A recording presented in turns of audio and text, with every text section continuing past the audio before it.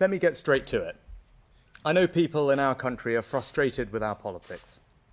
I know they feel that much gets promised, but not enough is delivered.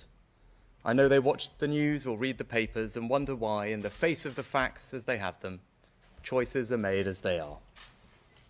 I know that they dislike Westminster game playing, the short-termism and the lack of accountability. But most of all, I think people are tired of the false choice between two versions of change that never go beyond a slogan. I've been Prime Minister for nearly a year now, and it is a privilege of my life. I know the fundamentals of our great country are solid and timeless.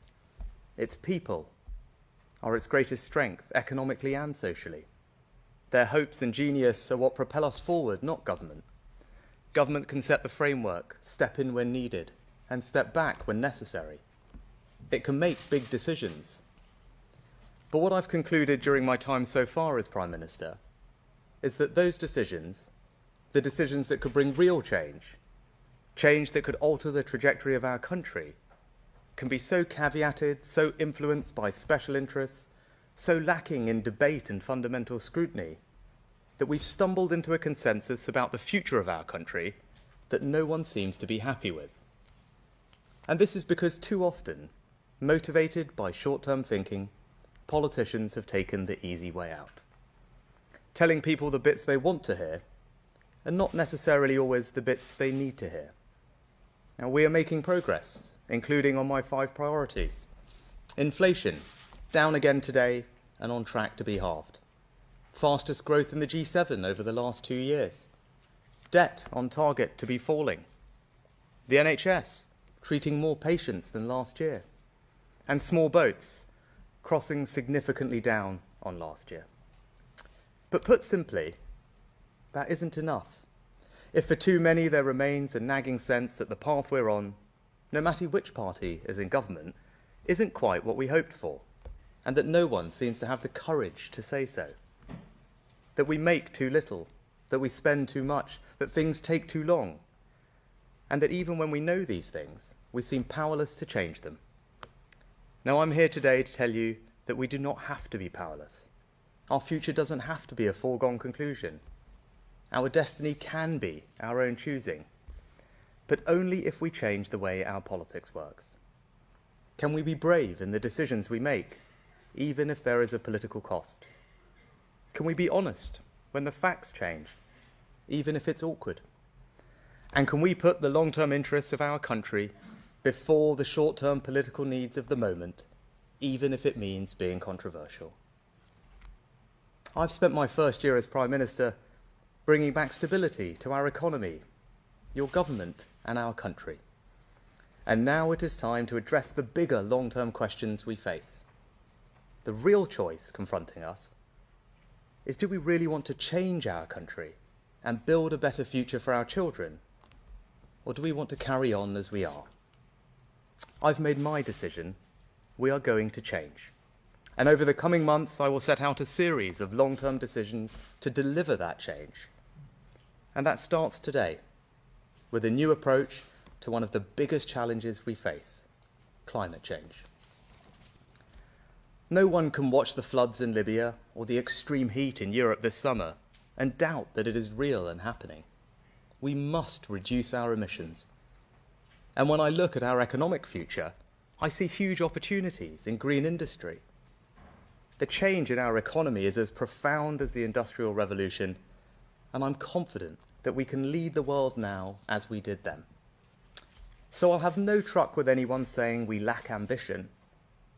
But there's nothing ambitious about simply asserting a goal for a short-term headline without being honest with the public about the tough choices and sacrifices involved, and without any meaningful democratic debate about how we get there. The Climate Change Committee have rightly said, you don't reach net zero simply by wishing it. Yet that's precisely what previous governments have done, both Labour and Conservative. No one in Westminster politics has yet had the courage to look people in the eye and explain what's really involved.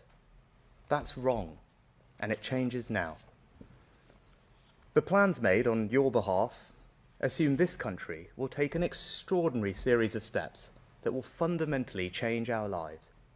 a ban on buying new boilers, even if your home will never ever be suitable for a heat pump, a ban that takes effect in just 3 years for those off the gas grid, and mandatory home upgrades for property owners in just 2 years' time.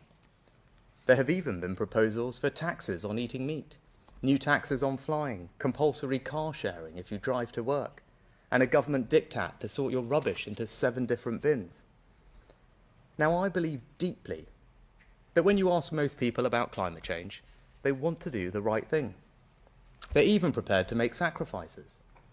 But it cannot be right for Westminster to impose such significant costs on working people, especially those who are already struggling to make ends meet, and to interfere so much in people's way of life without a properly informed national debate. That's especially true because we're so far ahead of every other country in the world. We've had the fastest reduction in greenhouse gas emissions in the G7, down almost 50% since 1990. France, 22%. The US, no change at all. China, up by 300%.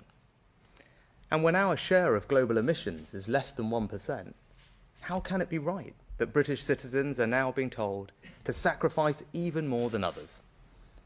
Because the risk here, for those of us who care about reaching net zero, as I do, is simple. If we continue down this path, we risk losing the consent of the British people. And the resulting backlash would not just be against specific policies, but against the wider mission itself, meaning we might never achieve our goal. That's why we have to do things differently. We need sensible green leadership. It won't be easy, and it will require a wholly new kind of politics. A politics that is transparent and the space for a better, more honest debate about how we secure the country's long-term interests. So how do we do that? What is our new approach to achieving net zero? Well, first, we need to change the debate. We're stuck between 2 extremes. Those who want to abandon net zero altogether because the costs are too high, the burden's too great, or in some cases, they don't accept the overwhelming evidence for climate change at all. And then there are others who argue with an ideological zeal, we must move even faster and go even further, no matter the cost or disruption to people's lives, and regardless of how much quicker we're already moving than any other country. Both extremes are wrong. Both fail to reckon with the reality of the situation. Yes, net zero is going to be hard and will require us to change. But in a democracy, we must also be able to scrutinise and debate those changes, many of which are hidden in plain sight, in a realistic manner. This debate needs more clarity, not more emotion. The test should be, do we have the fairest credible path to reach net zero by 2050 in a way that brings people with us? Now, since I've become Prime Minister, I've examined our plans, and I don't think they meet that test. We seem to have defaulted to an approach which will impose unacceptable costs on hard-pressed British families, costs that no one was ever really told about, and which may not actually be necessary to deliver the emissions reduction that we need. And why am I confident in saying that? Because over the last decade or more, we've massively over-delivered on every one of our carbon budgets, despite continuous predictions we'd missed them. We've seen rapid technological advances, which have made things like renewables far cheaper. Just consider offshore wind, where costs have fallen by 70% more than we projected in 2016. And people are increasingly choosing to go green. Look at how demand for electric vehicles has consistently outstripped forecasts. Now, given all these things, I'm confident that we can adopt a more pragmatic, proportionate, and realistic approach to meeting net zero that eases the burdens on working people. And that's the second part of our new approach. Now, I'm not saying there will be no hard choices, and nor am I abandoning any of our targets and commitments. I am unequivocal that we will meet our international agreements, including the critical promises in Paris and Glasgow to limit global warming to 1.5 degrees. I'm proud that our country leads the world on net zero with the most ambitious 2030 target of any major economy. And as we're committed as ever to helping developing countries. Just the other week, I announced $2 billion for the Green Climate Fund, the single biggest commitment of its kind the UK has ever made. But we can do all of this in a fairer, better way. And today I can set out details of what our new approach will mean for people. That starts with electric vehicles. We're working hard to make the UK a world leader. I'm proud that we've already attracted billions of new investments from companies like Tata's Jaguar Land Rover Gigafactory. And I expect that by 2030, the vast majority of cars sold will be electric. Why?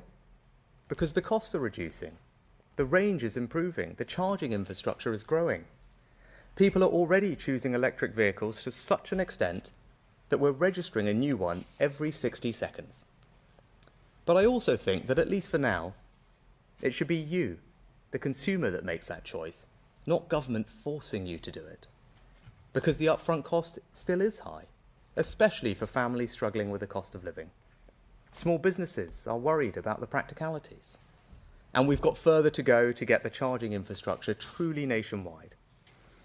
And we need to strengthen our own auto industry so we aren't reliant on heavily subsidised, carbon-intensive imports from countries like China.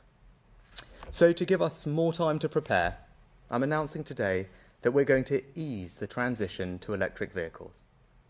You'll still be able to buy petrol and diesel cars and vans until 2035. Even after that, you'll still be able to buy and sell them second-hand.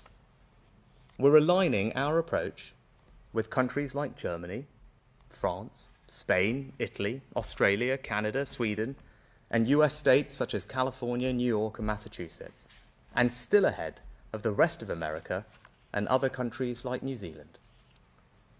Now, to get to net zero, we also need a fairer, better approach to decarbonising how we heat our homes. We're making huge advances in the technologies that we need to do that, like heat pumps. But we need a balance between incentivising businesses to innovate so heat pumps become even cheaper, more effective and more attractive, but without imposing costs on hard-pressed families at a time when technology is often still expensive and won't work in all homes. For a family living in a terraced house in Darlington, the upfront cost could be around £10,000. Now, even the most committed advocates of net zero must recognise that if our solution is to force people to pay that kind of money, support will collapse and will simply never get there.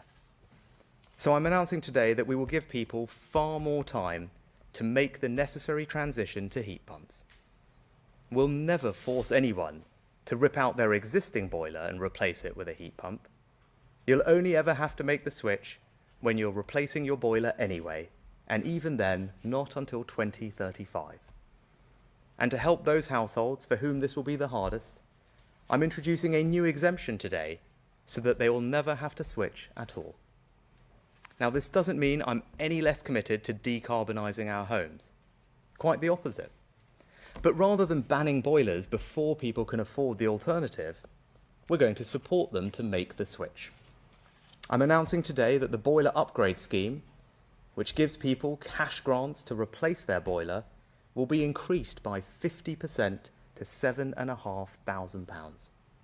There are no strings attached, the money will never need to be repaid, and this is one of the most generous schemes of its kind in Europe. Next, energy efficiency. Now, this is critical to making our homes cheaper to heat. That's why we've got big government grants, like the Great British Insulation Scheme. But under current plans, some property owners would have been forced to make expensive upgrades in just 2 years' time. For a semi-detached house in Salisbury, you could be looking at a bill of £8,000. And even if you're only renting, you'll more than likely see some of that passed on in higher rents. That's just wrong. So those plans will be scrapped. And while we will continue to subsidise energy efficiency, we'll never force any household to do it. And that's not all. The debate about how we get to net zero has thrown up a range of worrying proposals. And today I want to confirm that under this government, they will never happen. The proposal for government to interfere in how many passengers you can have in your car, I've scrapped it. The proposal that we should force you to have 7 different bins in your home, I've scrapped it.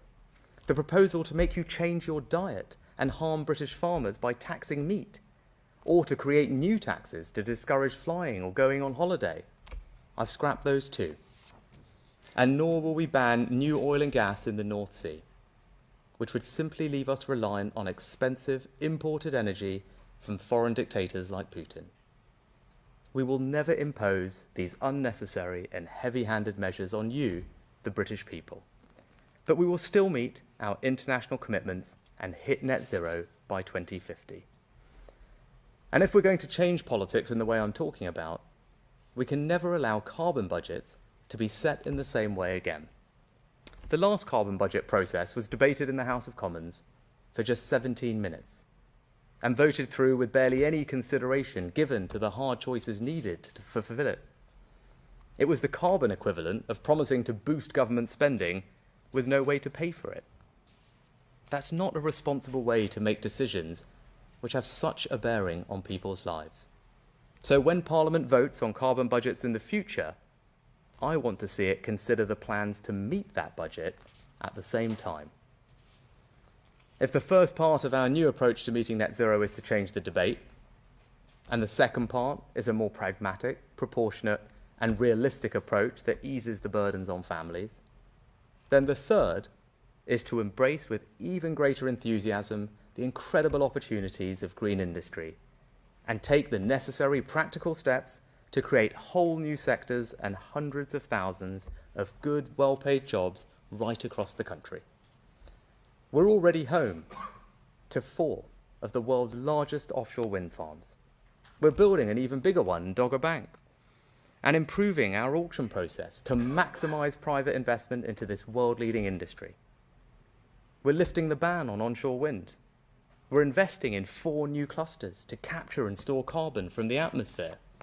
And we're building new nuclear power stations for the first time in 30 years.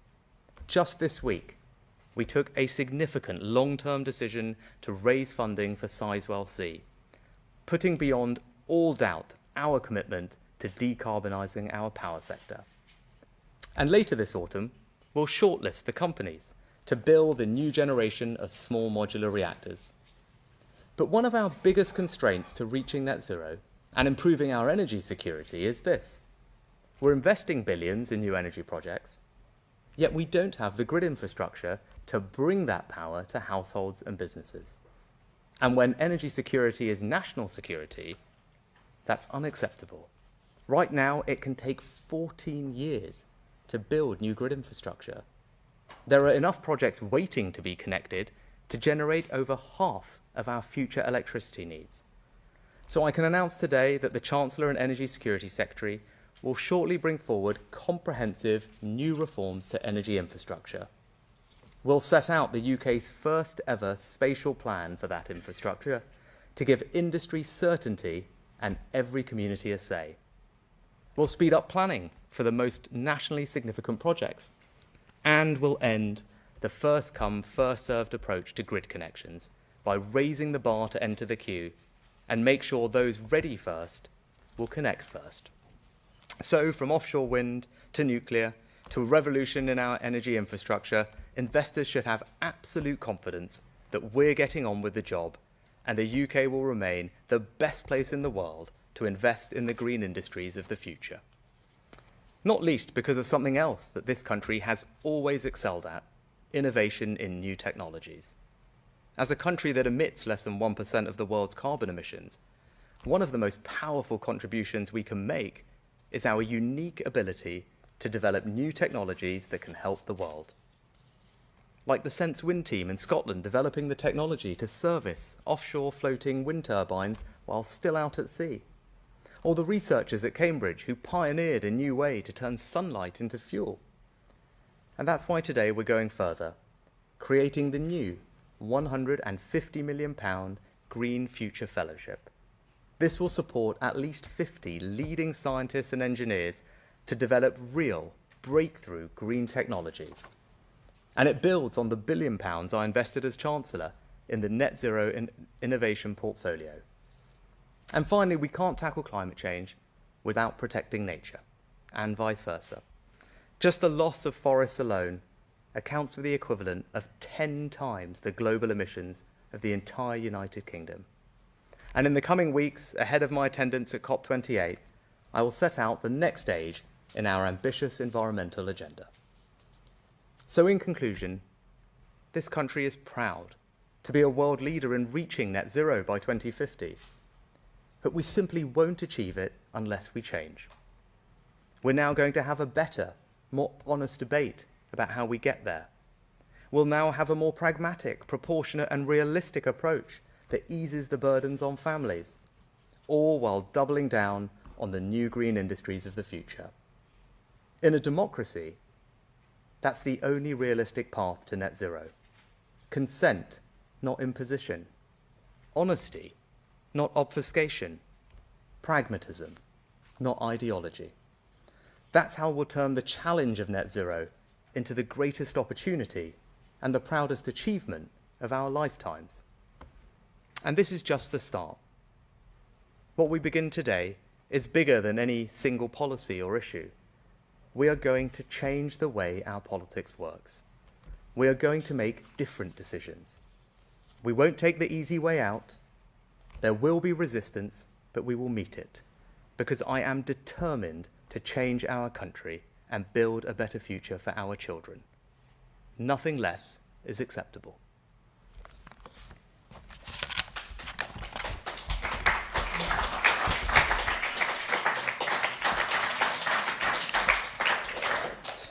I'll turn to some questions from the media. Could we start with the BBC, please? Thank you, Prime Minister. Chris Mason, BBC News. Boris Johnson says you're faltering. Businesses say you've robbed them of certainty, and one of your former cabinet colleagues suggests that this risks putting you on the wrong side of history. Is this all because you're panicking about losing the election? I've been thinking about these issues for a long time, and as Chancellor, I was concerned about the impact on families of some of the policies that were being mooted.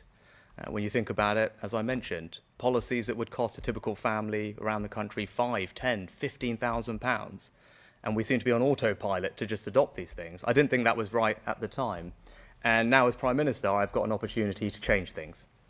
And what I don't want to do is make yet more short-term decisions, easy ways out, that ultimately not be straight with the country about what those mean for them, the costs that those are imposing on them. I don't believe that's the right thing to do. I want to make the right decisions for the long term of our children, of our country, and that won't be easy. And as you can see, there's lots of resistance to what I'm saying today. But what I'm trying to do is make sure that we're on a path to deliver net zero, because I firmly believe in it, but we're going to do that in a fair, in a proportionate way that brings people along with us and minimises the burdens on families. Now, I think that's an incredibly reasonable and realistic approach. In fact, I think it's the only approach that's going to actually get us to net zero and carry the country with us. So look, lots of people are going to have their views, and I respect their right to disagree with me, but ultimately it's incumbent on them to then explain to families up and down the country why, if they disagree with me, they're willing to impose those costs, £10,000, £15,000 on those families in pursuit of something when it's not necessary, when we can meet our carbon targets without it, when we remain a world leader. Right? That's a question for them, because I think my approach is the right one. Next, can we go to ITV? Prime Minister, you know probably better than anyone that we've had years of underinvestment caused by economic instability, which has in turn led to low growth. When you became Prime Minister, you pledged to restore stability. By delaying the targets for motor vehicle replacement, boiler replacement, many big businesses that want to invest in this country say you've pulled the rug from under them and you've increased instability. The reverse of what you wanted to do, you said. The best thing I can do for business is ensure that we actually continue to deliver net zero because it has the consent of the British public. And as you can see in other countries around the world, when people have tried to go too fast, haven't had an open and honest conversation with the country, they've ultimately had to change course. That's not the right thing to do. And that's what we're doing today. We're putting in place the right policies that will ensure that we get to net zero, bring people along with us, and that's what ultimately will give businesses the certainty that they need to invest. You mentioned a couple of specific things, the time frame for transitioning electric vehicles. As I pointed out, 2035, that's the same target as that in France, Germany, Italy, Spain, Canada, Australia, California. I can go on. That is the global mainstream target. In an industry that is global in nature with imports and exports that we are integrated into, it's hard for anyone to say that that is somehow putting us at a disadvantage. I also think what the auto industry wants us to deliver, which we will now be able to, is our mandate to get from here to there. Because, as I said, this is about 2035 is one aspect of it, but between now and then, we are going to make progress in transitioning to electric vehicles. And we're working with industry, put in place the pathway to get there that they are incredibly supportive of. The other thing I would say to industry is we're doubling down on the other things that they want from us, and that's grid infrastructure. If I speak to any business today that is interested in this space, and my cabinet colleagues over there will be nodding, right? If you speak to Mark, speak to Kemi, speak to Claire, what does every business ask them about? How do we connect to the grid faster? We want to decarbonise. We want to grow. But if it's going to take us years to connect, that's not going to work. We're not going to get to energy security or net zero that way. That's why the reforms that I announced today that the Chancellor and the Energy Security Secretary will flesh out in more detail in the coming weeks will make a transformative difference for business, and particularly those in the power sector, those companies that are queuing up to deliver more renewables, and you'll know that because you speak to them as well, Robert. They'll all be asking about grid connections, but we're about to bring forward the most transformative plans that anyone has done to upgrade our grid infrastructure and speed up connections to it. So I think any which way you look at it, we're continuing to do the right things for business, whether it's investing in R&D to realise the benefits of innovation. Again, that's something we can do better than almost anyone. Speeding up grid connections, but most importantly, providing the certainty and clarity that we have a path that is sustainable because it's going to be done with people's consent. And I think that is something that they will prize above everything else. Next, we go to GB News. Prime Minister, you mentioned there the unacceptable costs on hard-pressed British families. How much will these changes save the average working family? And you talk about consent. Why not put net zero by 2050 to a referendum of the British people? Well, when it comes to the costs, I think you're absolutely right to highlight them. And that's why I've taken the decision that I've taken, because some of the things that were being proposed would have cost typical families upwards of £5,000, £10,000, £15,000. Obviously, it depends on the type of property you live in, but for some people off the gas grid, forcing them to install a heat pump would have meant not just the cost of a heat pump, which could be in property like that, something like £13,000 instead of the boiler that they would have done, but also could have meant that they had to make costly improvements to their energy efficiency at the same time, which could have been upwards of £20,000. Now, that's to give you a sense of the scale. Or you take energy efficiency upgrades, which again, we were 2 years away from imposing on people. The average cost of those energy efficiency upgrades is about £8,000. For a quarter of all households, they're well upwards of 10. Right? These are the types of numbers that we're talking about. So, look, I get that lots of people out there are going to be critical of what I'm doing today. They'll have their own views. But as I said earlier, I guess the question for all those people who are criticising this approach is to ask them to justify to all those families up and down the country why they think it's right, to ask them to find £5,000, £10,000, £15,000, £20,000 at a time when budgets are obviously tight, because we're working on getting inflation down, in pursuit of a goal that we can deliver without doing those things in a measured way, and still at the same time be world leading with our ambition. That's the question for everyone else. I'm interested in doing the right long-term thing for the country and actually bringing people along with me and minimising those costs on families. And that's why I think what we're announcing today, it is a break from the past, it is a change. It's a different way to approach these decisions, but I think it's the right thing to do, and I think it will have very broad support in the country. Referendum? No, I think we've had enough referendums, quite frankly. But I think the point about consent is important, and that's motivating me to do what I'm doing today. As I said, we haven't had an honest conversation about these issues in a long time. Right? It's not enough to just announce these targets, because it's great headline in the short term, but kind of will this thing to happen. That's not right. That's not the type of leadership that I believe in, right? I'm Prime Minister. I want to be upfront and honest about what we're doing.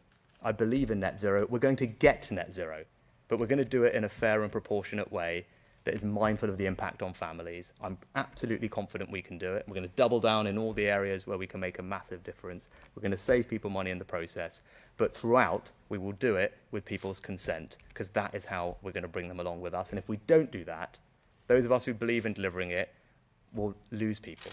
And that's not right. And that's what I'd say to those people on the extremes of this debate, the people who approach this with an ideological zeal that they will happily pay any price, they'll impose any cost on families in pursuit of it. That's not right.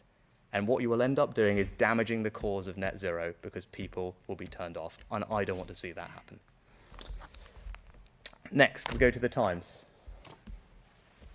Prime Minister, you've talked about phasing out the installation of new gas boilers from 2035. I've just been reading the Heat and Building Strategy from 2021, and it has exactly the same policy. So how is the policy you're announcing today any different from what the government's already committed to? So when it comes to heat, there are a range of different things that were being proposed. And of course, look, it's right, we need to decarbonise our heat first and foremost, right? Everyone who believes in net zero has to acknowledge that over time, we need to change how we heat our homes. I want to be upfront with everyone about that, because that's what's necessary. I wouldn't be being straight with you if I was on the one hand saying we're going to deliver net zero, but then pretending that we weren't going to have to change how we heat our homes. We do, but we can do it in a much more measured way. Now, there were a range of things that were being proposed. In just a couple of years, some property owners were being forced to massively upgrade the energy efficiency of their homes at an average cost of about £8,000. We've stopped that from happening. A year after that, we were proposing that those off the gas grid were going to have to make changes to their boilers. And as I said, for many of those people, this was exorbitantly expensive or actually just deeply impractical. We've stopped that from happening. And for everybody else, we will have to make the change. Right? 2035 is the right type of time frame, because boilers on average last about 15 years. And if we want to get to 2050 and be net zero compliant, you work backwards, that's about the right time frame. So we shouldn't be doing things before then, but that's a sensible time frame to do it. But as I've announced today, we recognise that there are a number of properties for whom this just won't make sense with the technology and what we know today. And that's why we're introducing a new exemption, which will cover about a fifth of all households. But there are those houses up and down the country, either the extra improvements they have to make for their grid connection or the energy efficiency improvements they would have to make to install the heat pump, just either are not practically feasible or so disproportionately expensive that it's not right. So that new exemption today is a new policy, and as well as shifting the timelines out to 25. But again, also, because I am committed to doing this, I'm being upfront that that will need to happen, and we're supporting people today to make the change. So we have a scheme called the Boiler Scrappage Scheme, which provides families with £5,000 right now if you want to make that transition yourself. I'm increasing that today by 50% to £7,500. Now, that's a significant increase. It means it's one of the most generous schemes in Europe, but also roughly that £7,500 is about the difference between a typical heat pump and a typical boiler. Obviously, it will vary by circumstances, but what we're saying is, for those people who want to do this, we're going to step in and help you in the short term. That will help grow the industry, get more people adopting this technology and spreading the word, and it's a signal of our intent to make this transition, but that's the right way to do it, not to impose disproportionate bans and mandates on people in the next few years that just come with a huge cost when the technology is not quite ready. Next, we go to the Daily Mail. Thanks, PM. Jason Groves from the Daily Mail. You mentioned the government's carbon budgets. They're legally binding. Some of this other stuff is in law. Can you deliver this package without changing the law? And we've heard from some people on your own benches there is opposition on your side to some of this. Are you confident you can win those votes? You're the chief whip lurking over there. What's he telling you? Can you carry the party on this? On the first one, I just want to be absolutely unequivocal about this. We remain completely 100% committed to all our targets, both our international targets, Paris, COP, but also our domestic targets. The nationally determined contributions to 2030 target, all of those remain. Not just that we committed to them, though, we are confident of delivering them. Energy Security Secretary and I have spent a lot of time since she got the job to go over all of this, and we are entirely confident that even with these changes, we are still on track to meet all our obligations. And obviously, as you'll know, under the legislation that we have that you pointed to, the Energy Security Secretary has an ongoing responsibility to ensure that we're on track and does regular reviews of all this under Section 13 of the Climate Change Act, and we will continue to do all of that. And that's why I'm confident I can stand here today and make these announcements, whilst also saying that we are confident that we can continue to deliver on all our commitments. And look, on your second question about people who disagree, as I said, there can be a range of different opinions on this. I accept that this is a controversial topic, but I think the debate on this has been charged with far too much emotion and not enough clarity. Right? And there are people on extremes of this debate from either side. I don't think those extremes are right. I think the broad majority of people in this country, they believe in net zero, they're prepared to sacrifice for net zero, but they just want that to be done in a proportionate, pragmatic, and realistic way, and they want people to be honest with them about what's involved. And that's the approach that we're putting in place today. And for those people who disagree with that, as I said, it's on them to explain to families around the country why, if they disagree with me, they think that those families should be forced to pay £5,000, £10,000, £15,000 to do things that are not necessary to get us to net zero, and at a time when budgets are already tight, and we continue to lead the world in bringing down carbon emissions. And as I said, I hope that as now people, rather than looking at the speculation, but having now seen what I've actually said and the detail of what we're saying, can digest it, absorb it, and I think it will command very broad support, not just in our party, but also in the country. Next, the Sun. Thank you, Prime Minister. Harry Cole from The Sun. You say you're changing gear and going to make some very big policy announcements and big high-risk decisions in the coming months. Is this the start of some sort of political baseball to try and turn that 20-point poll deficit around? And on a theme, you say you want to be honest and open about hard choices. Is HS2 next? Can you guarantee that it remains your government policy for a high-speed rail train to go from Euston to central Manchester? Thank you. Well, look, it's a very generous comparison to baseball, which as a cricket fan I will certainly bank. But look, no, this is not actually about politics. Right? This is not about the politics. This is about doing what's right for the country in the long term.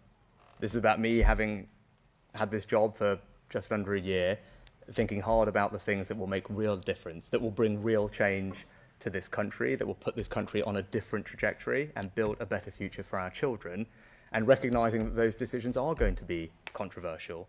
But I'm going to do the right thing, and that's the change that I'm going to bring, because we can't deliver that better future for the country. We can't deliver the change that people want to see unless we change how we do politics, and this is an example of that. Now, I'm not going to speculate on all the other things, but this is something that many people have grappled with for a long time, and what I want to do, as I said, is bring transparency and clarity to this debate and set out a very clear direction of travel, which I appreciate is different from what's gone before, but I'm not apologising for that, because I think this approach is the right one.